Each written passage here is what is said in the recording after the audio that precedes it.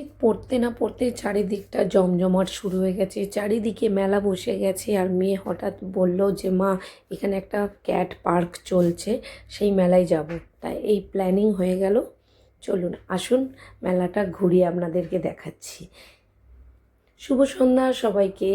চলে এলাম আমাদের বাড়ির পাশে একটা ক্যাট পার্ক, এটা আজমানে হচ্ছে। ওই যে ঝটপট করে মেয়ে দৌড়ে যাচ্ছে টিকিট কাটবে বলে। এখানে টিকিট কত সবটা আমি ডিটেলসে বলছি। 5 দিরহাম করে এক একজনের টিকিট নিচ্ছে। হ্যাঁ, 4টের আগে আসলে আপনার হচ্ছে টিকিট ফ্রি, কিন্তু 4টের আগে কে আসবে এত রোদ্দুরে। 3টে টিকিট একশিগা কেটে নিলাম। 5 বছরের নিচে অবধি কোনো টিকিট লাগছে না। এবার ভেতরে এন্ট্রি করলাম। হ্যাঁ, ঠিক শুনেছেন, এটা ক্যাট মেলা। ক্যাট মেলা মানে এখানে সত্যিকারের অনেক বিদেশি বিড়ালগুলো আছে, যেটা আপনি তাকে নিয়ে একসাথে খেলতে পারবেন। ভেতরে ঢোকার পর আবার ক্যাট পার্কে ঢোকার জন্য আবার 5 দিরহাম করে টিকিট কাটা হলো।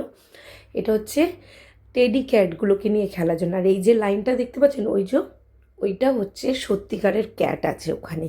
হ্যাঁ, ওই বিড়ালগুলোকে আপনি ছুঁয়ে দেখতে পারবেন। এই দেখুন, এই মেয়েটা গেছে, চট করে এই বিড়ালটা আঁচড় দিয়ে দিল।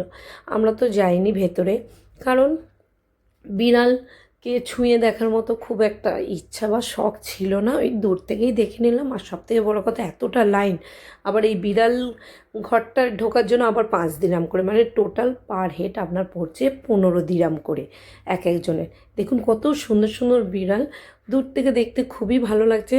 তাই এই বিড়ালের মেলা দেখতে গিয়ে আমার একটা বান্ধবীর কথা মনে পড়ছে। ও খুব ক্যাট লাভার, ওর ঘরেও 2টো বিড়াল আছে। নাসিমার কথা মনে পড়ছে। আর তাই আমি আমার কর্তামশাইকে বলছিলাম, হ্যাঁ গো, এখানে নাসিমাকে আনলে খুব ভালো হতো। দেখুন কত সুন্দর সুন্দর বিড়ালগুলো, দেখতেও কী সুন্দর। আর এই দেখুন মেলায় কি বেরিয়েছে। ওরে বাবা, একে দেখে আমার ছেলে তো ভয়ে কুতু কুতু হয়ে গেছে। কি অবস্থা। চলুন টাটা, দেখা।